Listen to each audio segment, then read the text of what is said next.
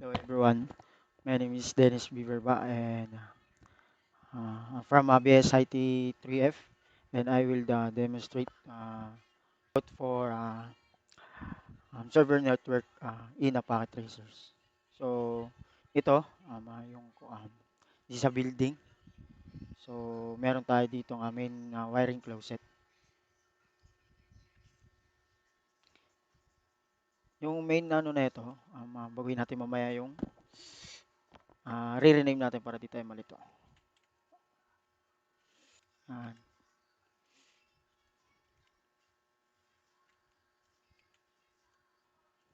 then after nun, lalagyan na natin siya ng server rack.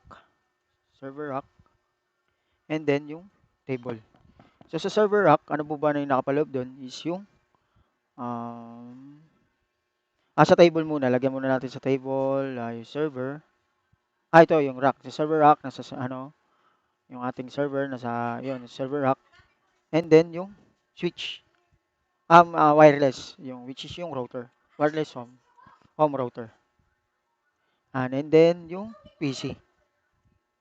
So yun, then after nun nakapaglagay na tayo ng server din sa server rack. And then dun sa kabila ng mga closet, di sa table. Then nakapaloob dito yung server, hindi, mali.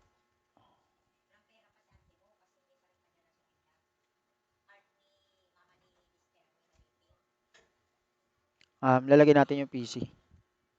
And then yung um, wireless home router. Yan. Next, ganun lang. Same lang din kung ano yung unang ginawa. Home router. And then yung PC. Yan. Ulit-ulit lang hanggang sa last part. Na nalagyan na lahat. Meron na siyang table and PC and wireless home router. And then, punta naman tayo sa logical. So, dito sa logical, na nalagyan na lahat. Meron na siyang table and PC and wireless home router. And then, punta naman tayo sa logical. So, ito sa server, lalagyan na natin re-rename na natin.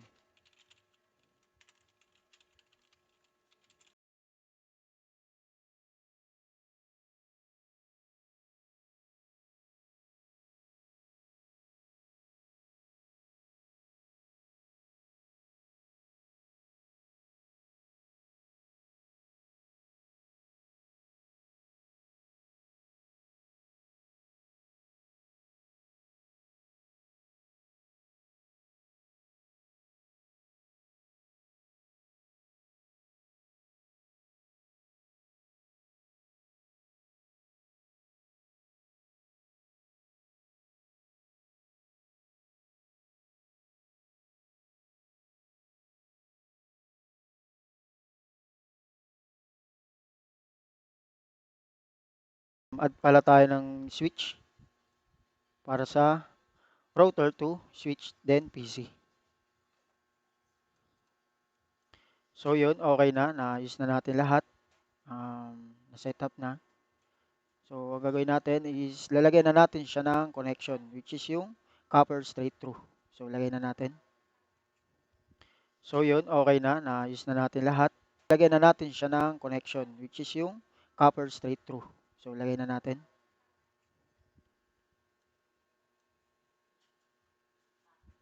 Yan. So, para magkaroon ng internet, yung server and, to home router.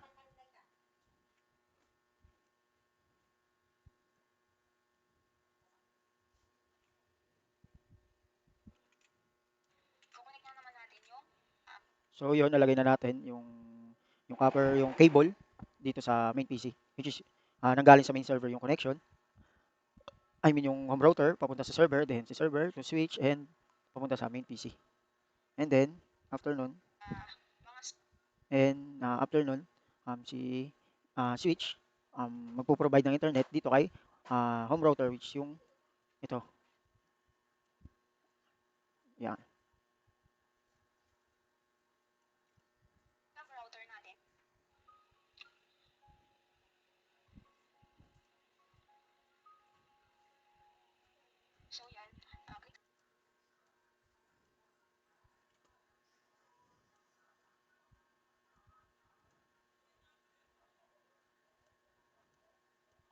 Itong ginagawa ko now is connect to PC naman. So, kanina switch to home router sa mga kanya-kanyang closet. Though yung closet is meron siyang router, then PC. So, siya naman yung magpo-provide to PC. Itong PC1 to PC 8. Itong PC8. So, yun, continue.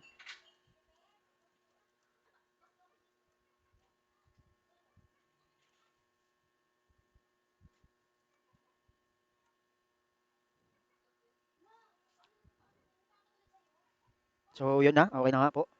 Tingin naman tayo sa physical.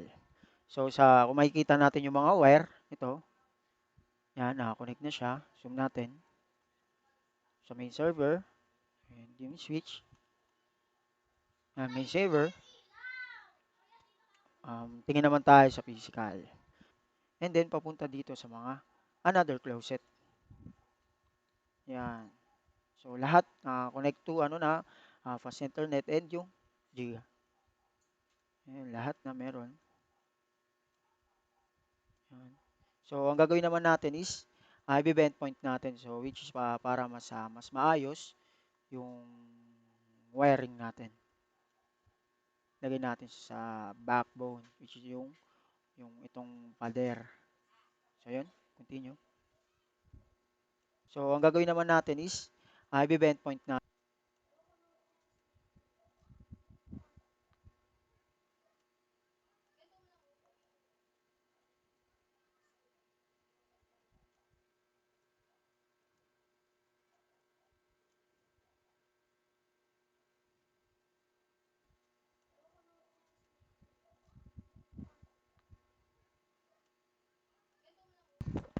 So, yun. Okay na po yung wiring natin.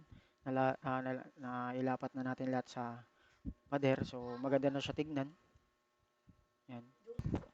Lalagyan na natin yung DHCP and DNS and yung HTTP niya. So, ito, sa HTTP, in-input ko na rin yung mga ano ko dyan.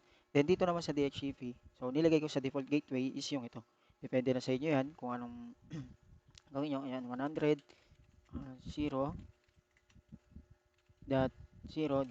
So, same lang sila. Ginawa kong same, parehas, si default and DNS. So, dito naman sa start, commonly 192.168.1.0. Then, subnet mask sa 255.255.255.0. So, yun, okay na.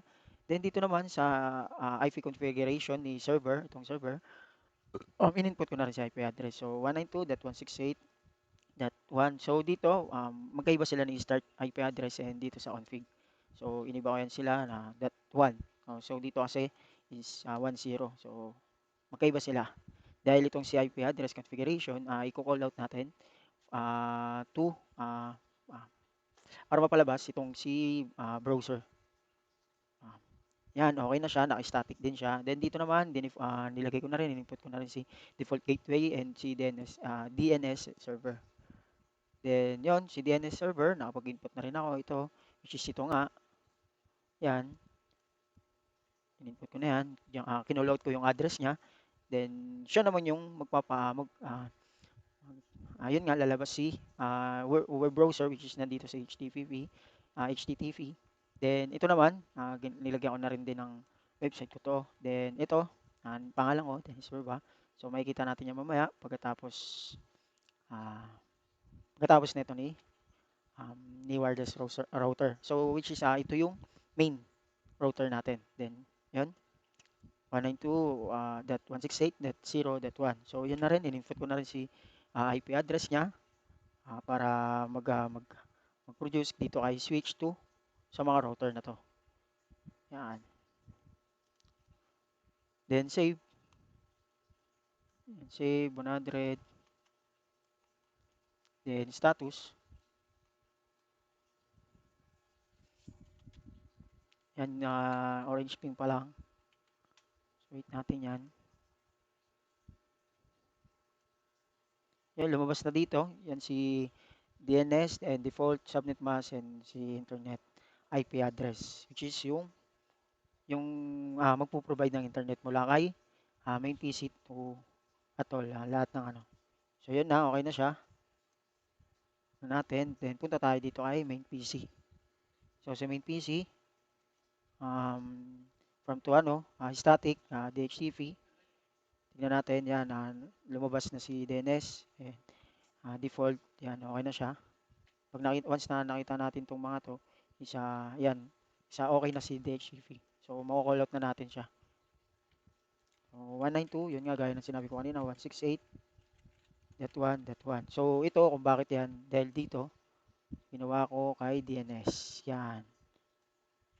Copy natin. Yan. So, yun. Lumabas ang web browser natin. So, ito. Yan. Check ko ito. Yan. Yan. And dito naman, alam natin na hindi ito gagana dahil okay na rin pala dito. Nilagyan ko na rin. Wireless natin. Tingnan natin. Yun. Nilagyan natin ng yung default gateway nga is yung ito. Para ma-call out niya and tumama and makita natin yung web browser. Yan. Ito yung default gateway para lumabas yan gateway yan. Tapos ito nilagay ko din dito si unsave. So dito okay na yan, wag na natin yan kasi tama naman na yan. Dito GUI yun, iba yung IP address niya. So 100.0.0.1.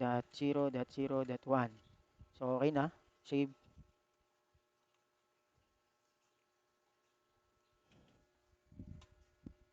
Yan, orange pink pa lang. So sige, tuloy-tuloy natin. 100.0.1. Tama naman siguro. Tama ba? Yan. 100. Yan. Save. Then 100. 0. Ito guys, yung yung nilalagay kong numbers. Depende sa inyo yun kung anong ilalagay. Kung anong napupusuan yung number. Ito nilagay ko lang, 100.0.0.1. Yan, paulit-ulit lang.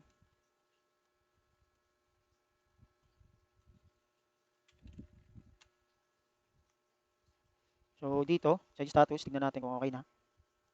So, yun, okay na. Lumabas na siya, Then, dito naman. Yan, okay na din. Tignan natin yung status. So, yun, okay na din.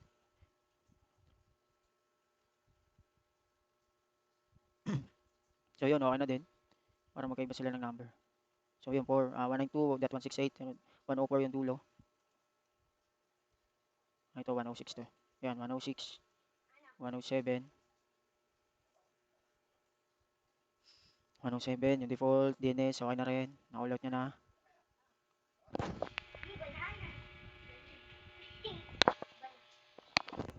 So, yan na, okay na din. 108, yan. Dahil 8 PC yung natin. So, pag okay na, check din natin dito sa DHCP, huwag kakalimutan to. Dahil pag naka-static yan is hindi mako-call out or hindi makikita, hindi natin makikita yung web browser na ginawa natin or yung in-input natin dun kay HTTP. So, yun, browser, web browser, 192.168.1.1. Mamaya copy na yun. Copy na lang natin to para mas mabilis. Okay na si PC1, PC2. Yan, naka-static pa siya, DHCP. Tingnan natin, na-all out, is good. Okay. So yun, okay na siya. Nadideclare niya yung ating ginawang in-input na website. So yun, DHCP. Goods, na-all out niya.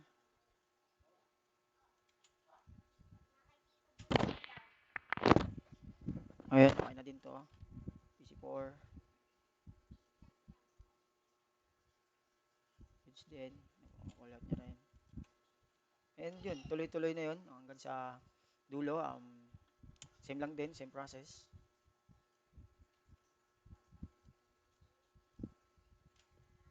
Hanggat dapat nakikita yung, syempre ito, dapat ma-all out niya nga to.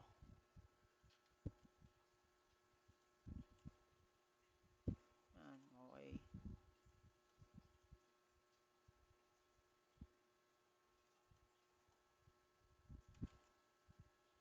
yun, okay.